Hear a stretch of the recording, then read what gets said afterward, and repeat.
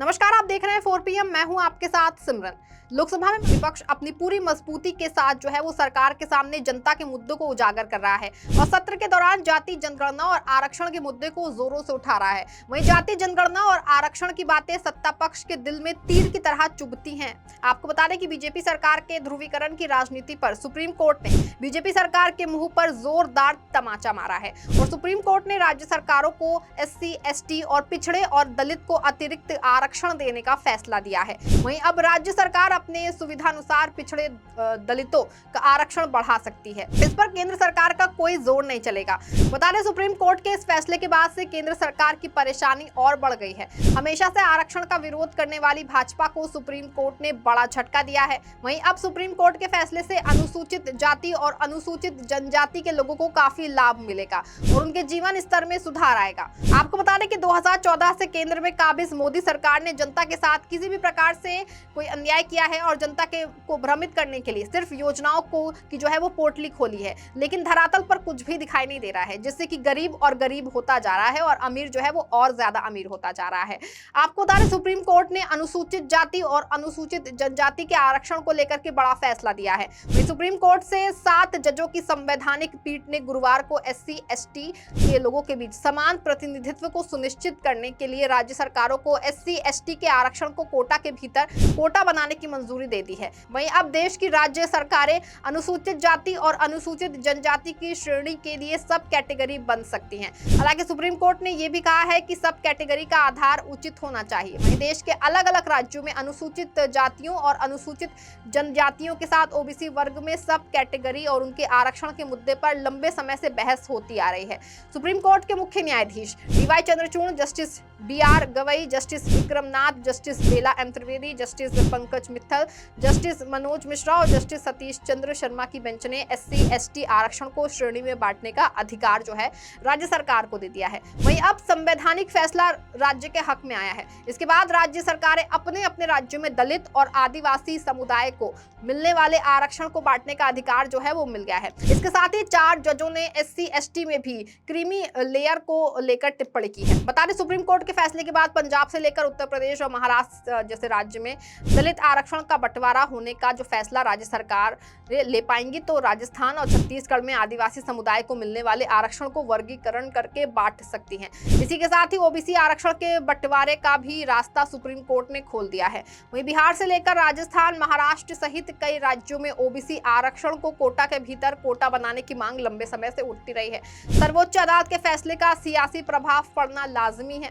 बता दें कि केंद्रीय स्तर पर अनुसूचित जाति को 15 और अनुसूचित जनजाति को 7% आरक्षण का प्रावधान है। वहीं तमाम रिपोर्ट में कहा गया है कि आरक्षण का लाभ लगातार वही ले रहे हैं जो ऊपर उठ चुके हैं और जो नौकरियों में पर्याप्त प्रतिनिधित्व हासिल कर चुके हैं।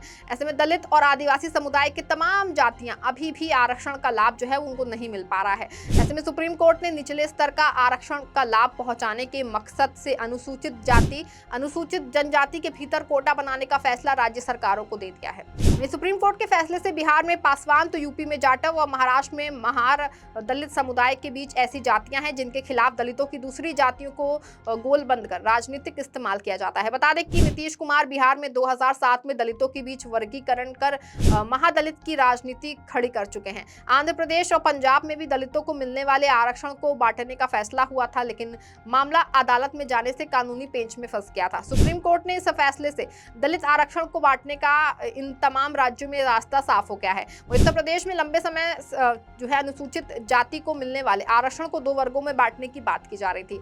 यूपी में अनुसूचित जाति के बीच 20% आरक्षण मिलता है। यूपी में सियासी तौर पर जाटव और गैर जाटव के बीच दलित बटा हुआ है। कहा जाता है कि यूपी में अनुसूचित जाति को मिलने वाले आरक्षण का लाभ जाटव समुदाय को सबसे ज्यादा हुआ है और इसके बाद धोबी, पासी और अन्य जातियों को मिली है।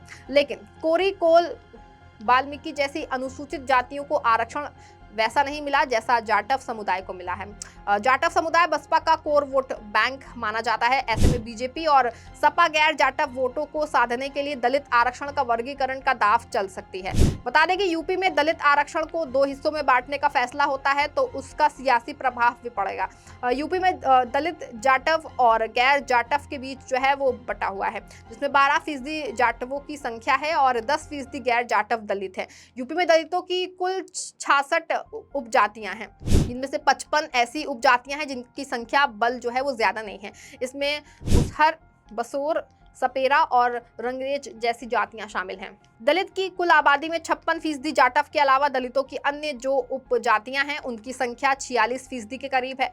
पासी 16%, धोबी, कोरी और वाल्मीकि 15% और गोंड, धानुक और खटीक करीब 5% हैं। गैर जाटव दलित में वाल्मीकि, खटीक, पासी, धोबी, कोरी सहित तमाम जातियों के विपक्षी और राजनीतिक दल अपने अपने पाले में लामबंद करने में जुटे हैं। इस तरह अनुसूचित जाति के आरक्षण को देखना है कि बांटने का दाव सरकार चलती है कि नहीं, आने वाले समय में स्पष्ट हो पाएगा।